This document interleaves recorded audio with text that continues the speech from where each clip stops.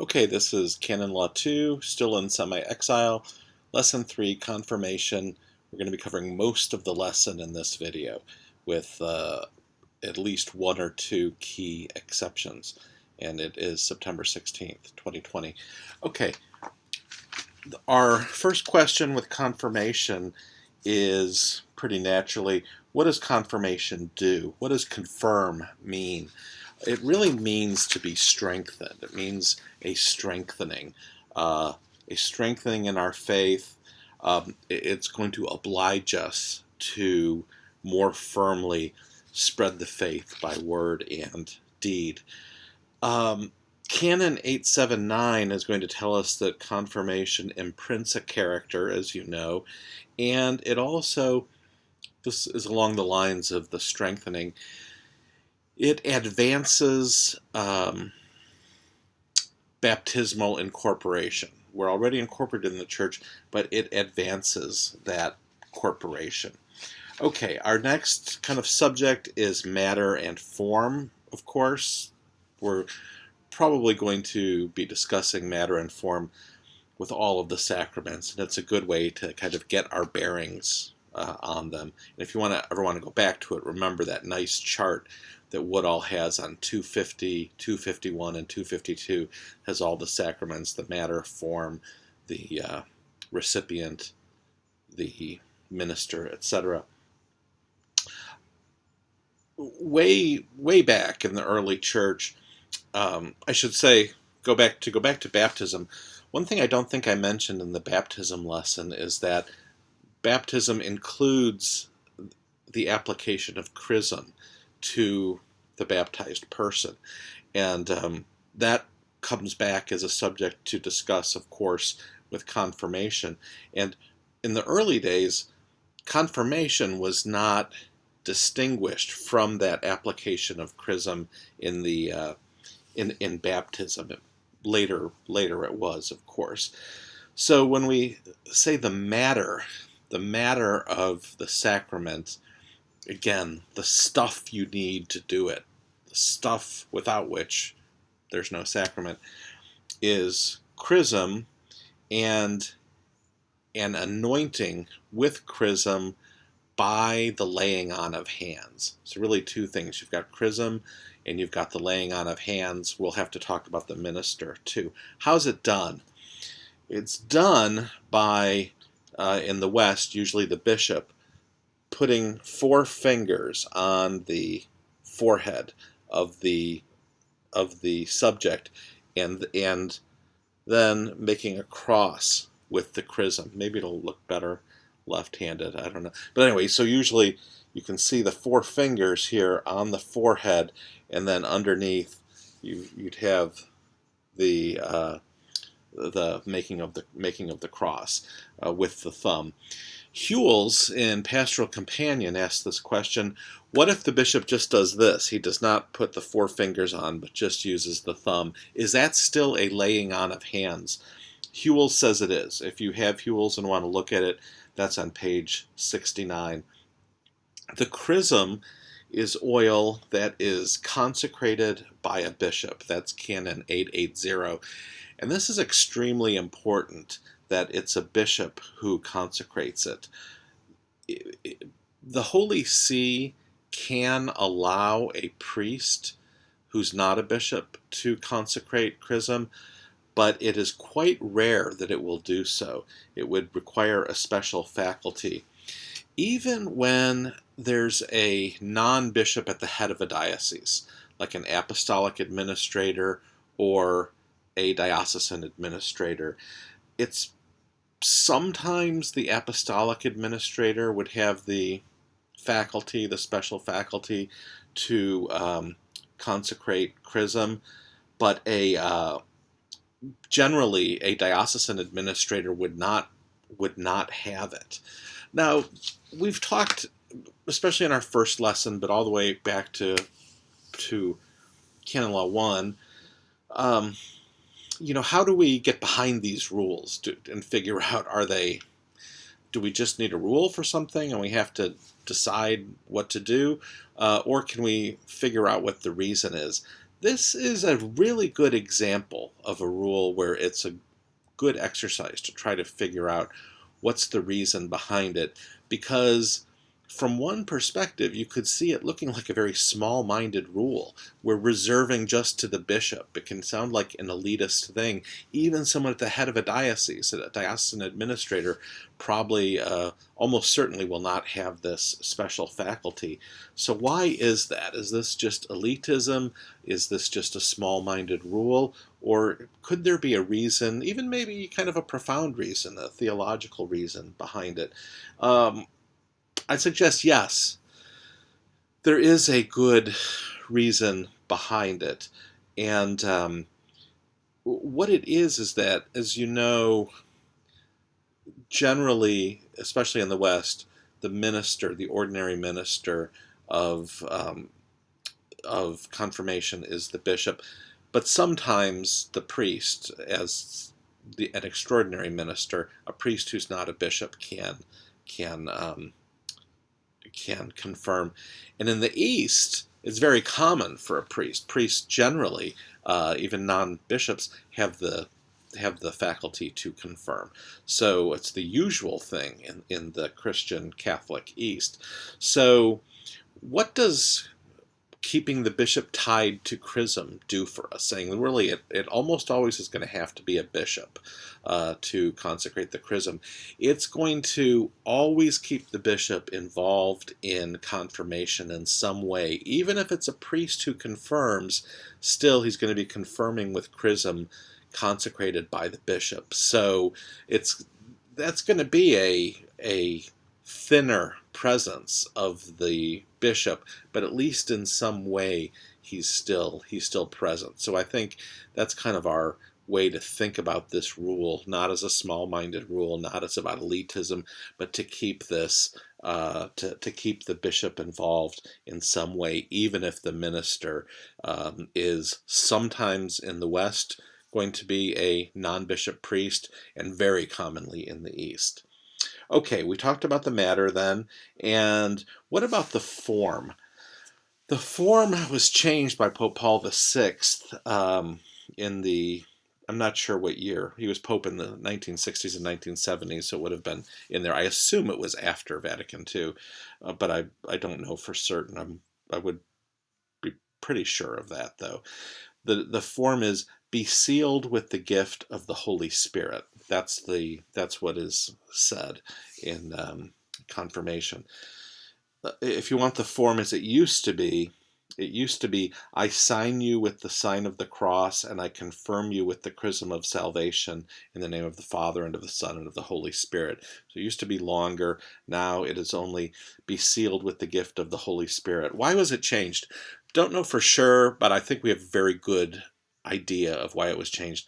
The way it is now, it's almost identical with the form in the Catholic East. So the East and the West, there's I think one additional word in the East, but otherwise it's basically identical. So I think that's why it was changed, so that we're confirming with the same formula in both East and West.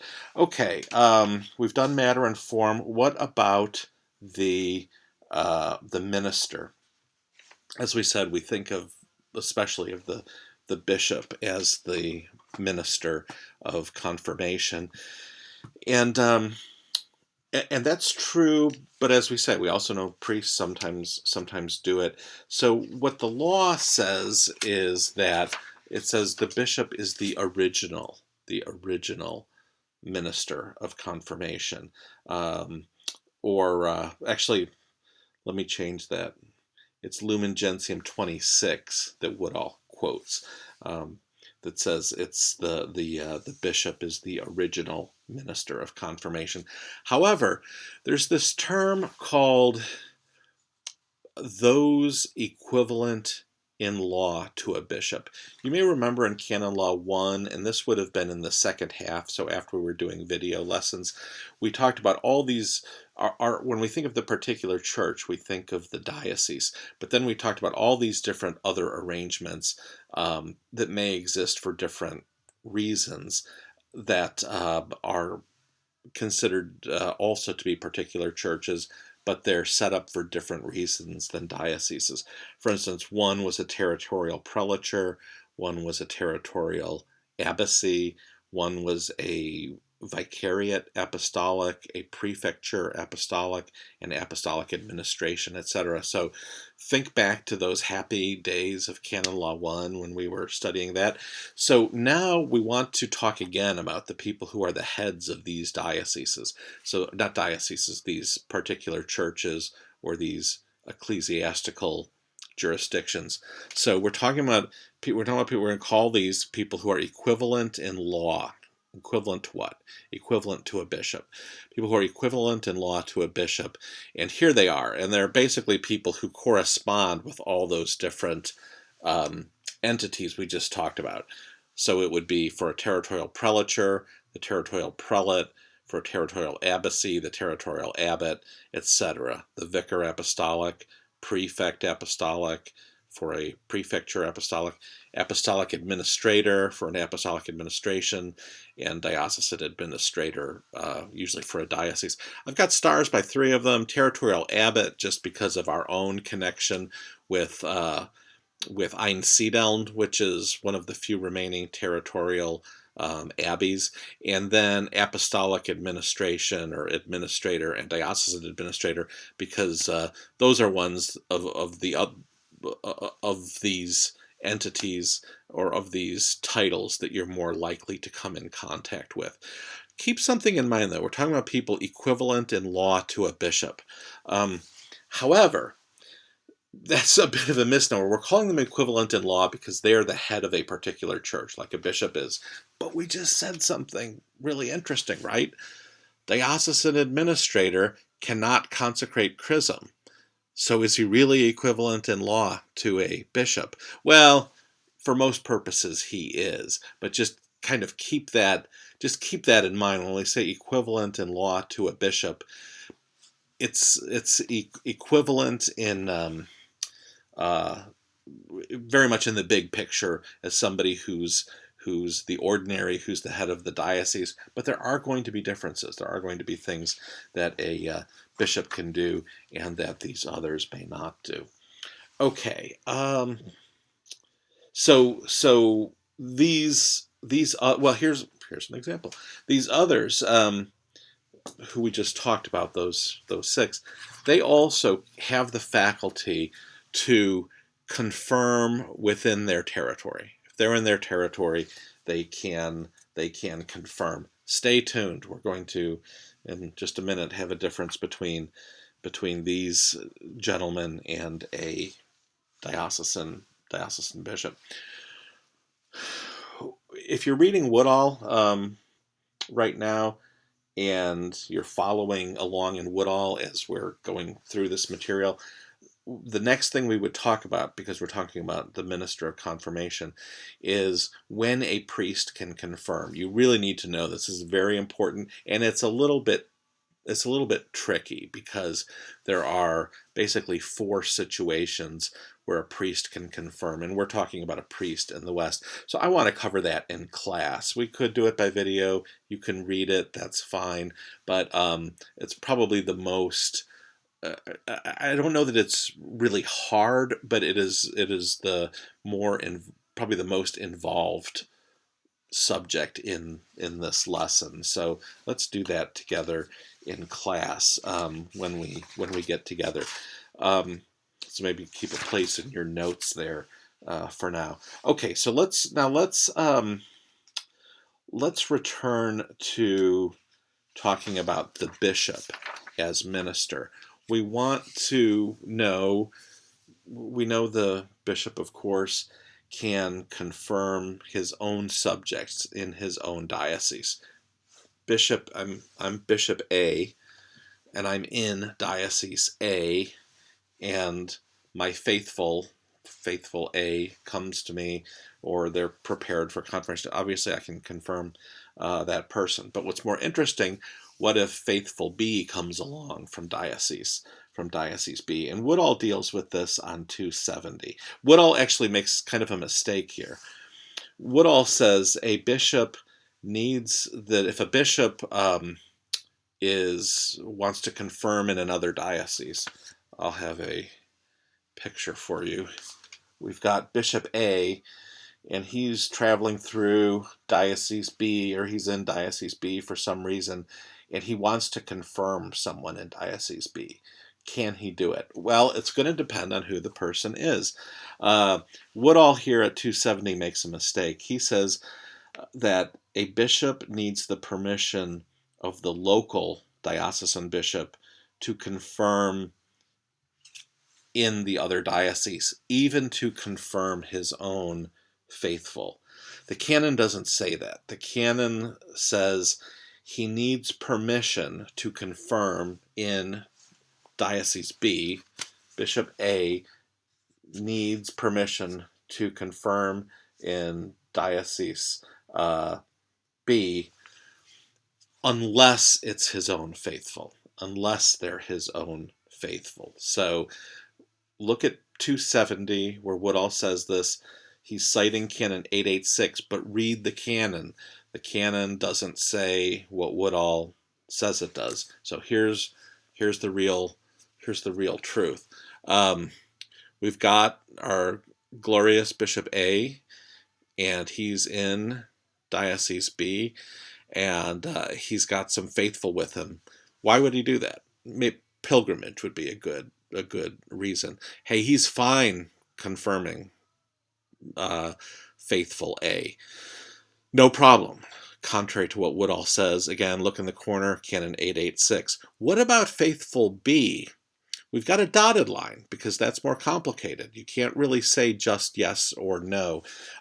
He needs permission of Bishop B, or he needs what the canon calls the reasonably presumed permission. For instance, maybe the bishop has been taking pilgrims every 2 years for 20 years, and it's just understood between the dioceses that he's going to confirm some of his faithful, if there are any to be confirmed when he's doing this pilgrimage.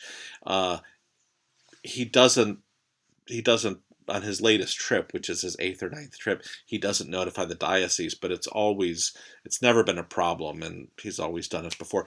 He can reasonably presume they have no objection. There might be other situations too, better to get permission, but he can confirm faithful B, but really should have permission, or at least have some basis that he can presume permission. On his first pilgrimage, no, probably not. He would not be reasonable to presume permission. Maybe not even on his second, like after there's a history built up, or there's some arrangement between the dioceses, maybe. Now, what if he does not have permission? It's his first trip, he doesn't know, or he forgets, or he just thumbs his nose at Bishop B, and he confirms faithful B. Is it valid? Yes, it is. It's illicit, but it's still valid. It's still a bishop confirming. So we're talking about a requirement for licitness.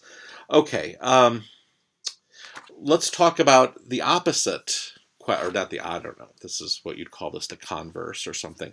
Let's go back to Bishop A, put him back in his own diocese, but let's talk about Bishop A confirming not just his own person, but now it's not Bishop A who's outside of his diocese, it's an outsider who comes into his diocese. What happens then? So here we've got Bishop A again. In this one, we gave him back his crozier. We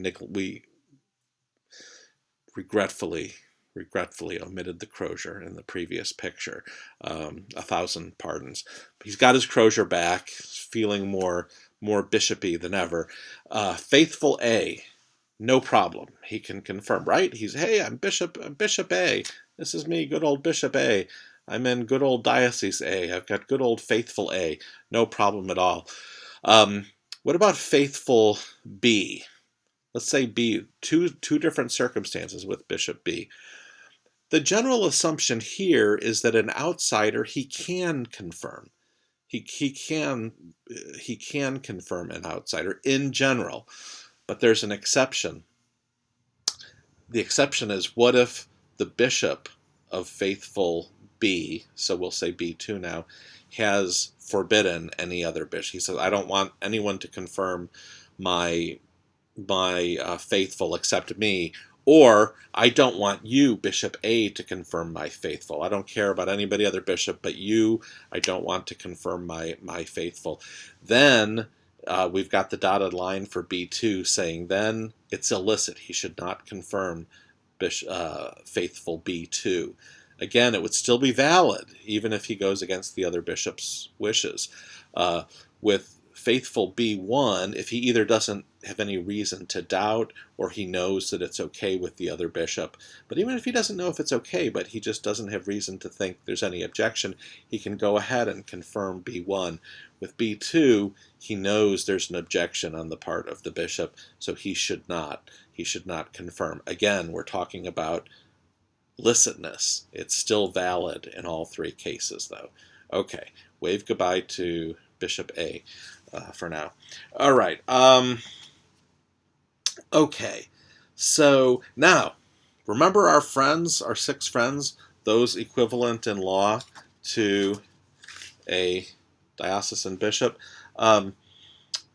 Here's a situation we're going to find where they don't seem to be fully equivalent, and here's why. We just said that a bishop can confirm outsiders present in his diocese, well, they can confirm outsiders present in their diocese. Also, they can confirm outside their diocese if they can reasonably presume permission. However, these gentlemen, those equivalent in law to a bishop, but who are not bishops, they do not have the faculty to confirm outside their jurisdiction, not even their own subjects. So our whole pilgrimage example, it works for Bishop A. He can confirm while he's traveling in Diocese B. At least he's fine legally confirming his own faithful A, but not if he is the territorial prelate or the apostolic administrator or diocesan administrator. Does not have the faculty to confirm outside his diocese. So again, when we say equivalent in law, that's for some very important purposes, but not all. What we're especially concerned about when we say equivalent in law is administrative decisions the bishop might make. We want them to be valid, even if the person making them at the head of the diocese is an administrator. So that's kind of going to be our biggest concern. Now here though we do have a difference here where we've got a difficulty with confirmation, where we could, I think if we might even be talking about a validity problem if we've got a diocesan administrator trying to confirm outside his diocese if he's not a bishop. So very interesting there.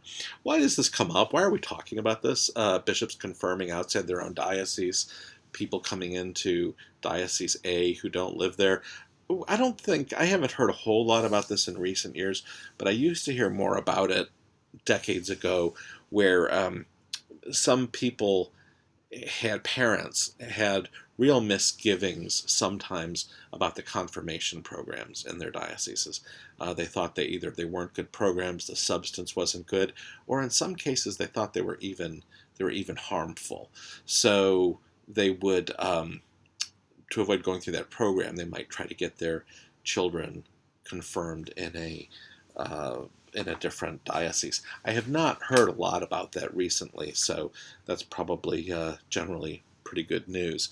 Okay, just a word on age. We're going to be talking about that later. It's a very key issue in confirmation, and we'll talk about that in a couple of minutes. As you know, confirmation imprints a character, like orders, like baptism. So it can only be done once. So you're only a candidate if you are not yet confirmed.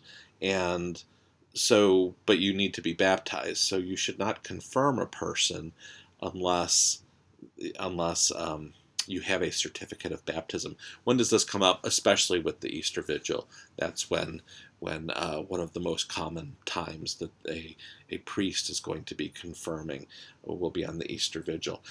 If there's a doubt, we don't know if the previous confirmation was valid. Of course, we can confirm conditionally, and we talked about that at the end of our last lesson on baptism. Okay.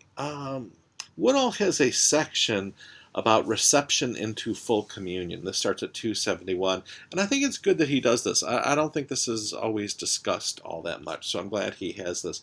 There's not a lot, as Woodall says, not much said in the code about this, and this is where someone who they're they they're already baptized and they're entering they're entering into full communion. The way at the rite where this happens is really characterized by the public profession of the Nicene Creed and the acceptance of what the magisterium teaches. It's actually quite easy to enter into full communion, but it, of course, is very important to verify that the person knows what duties and responsibilities he's accepting.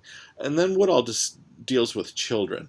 Those under 7 are infants, and they're treated as infants, so the parents can decide for them, can make them members of the Catholic Church if the parents are coming in.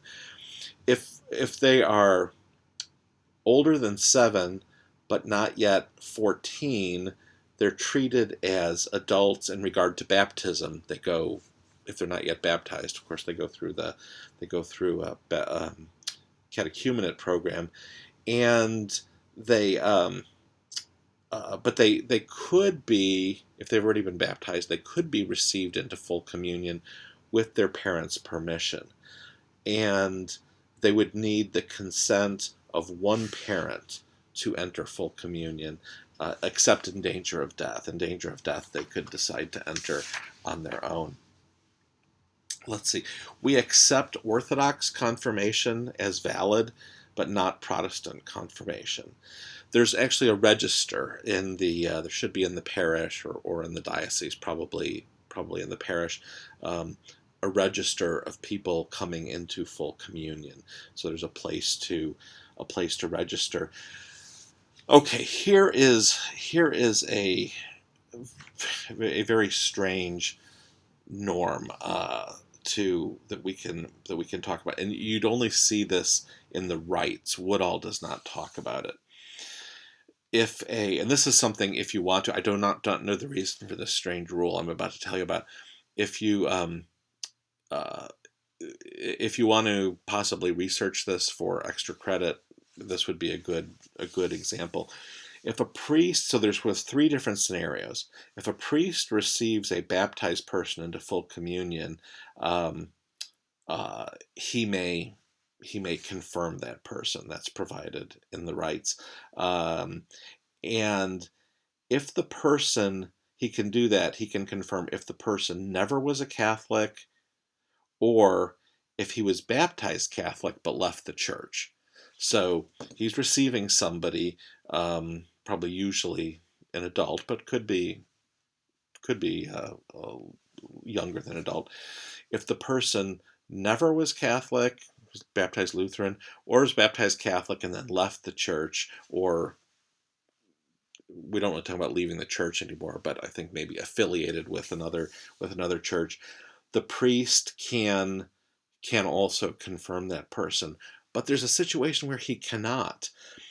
If the candidate is a baptized Catholic, but non-practicing, a baptized Catholic but non-practicing, then the priest cannot confirm him.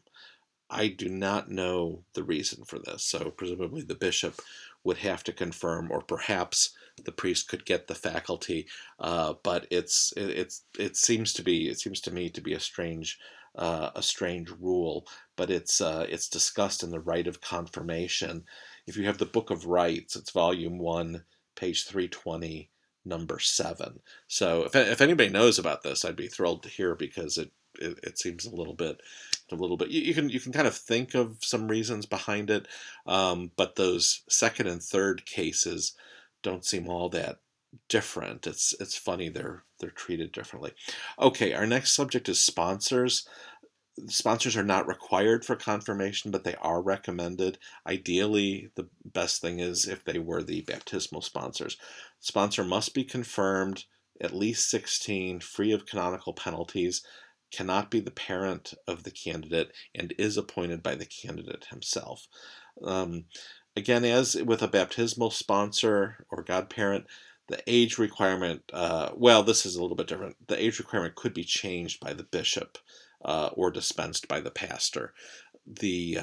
For a baptismal sponsor, it could be dispensed by the pastor, but I don't think there's a provision for changing it by the bishop. I could be wrong about that, though. Registration. Where do you register?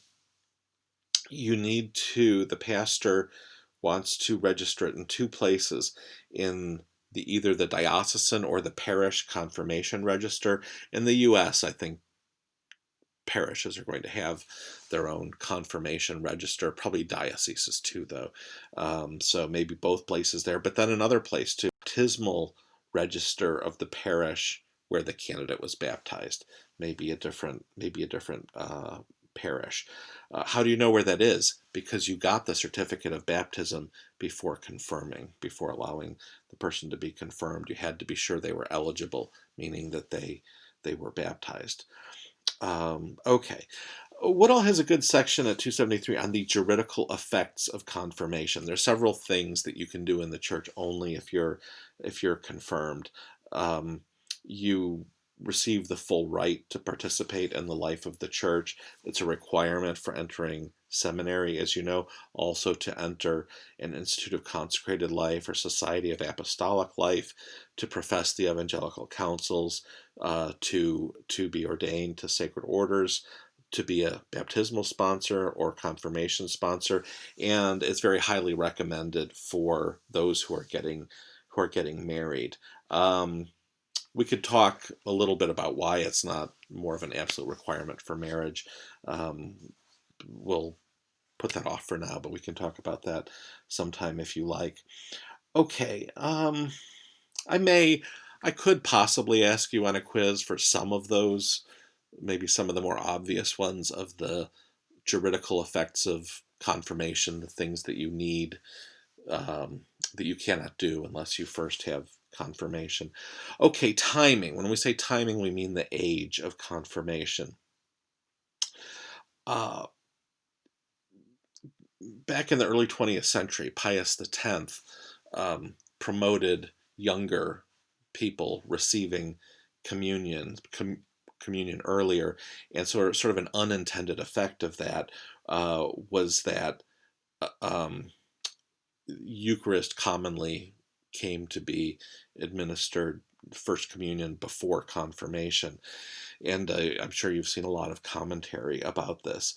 So the specified age for confirmation, and this is Canon 891, is the age of reason or discretion, so about 7 years of age. But the bishops' conferences can set a different age. What has happened in the U.S.,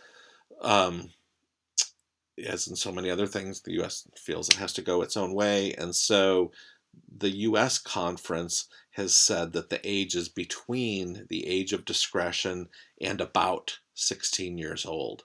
So instead of adopting an age, the U.S. conference has adopted this very big range, which actually has some indefiniteness on both ends, because we say the age of discretion, well, that's usually considered to be 7, but it could be earlier or later, depending on the person. And then the upper age is, quote, about 16. If I ask you this, which would not be unusual. You could say 7 to 16. That would be fine. That's close enough. But actually the spread is a little bit more indefinite. So it's really age of discretion to quote about 16. Now, the local bishop can establish policies on catechesis and when this is confirmation is commonly done in the area, but it cannot really set a specific age because that's left to the conference. The conference is a higher authority, and it has set the age here at between, again, about 7 and about 16. So if it's generally done, say freshman year in high school, about the age of 14, but your child is prepared at 12, and can demonstrate that, then your child should be able to be confirmed. And there actually have been cases on this. People have taken these cases to the Holy See. So this is quite a sure thing. Okay, that I think is all we have to say about confirmation. Like I say, we'll talk about priests confirming later on. And thank you very much.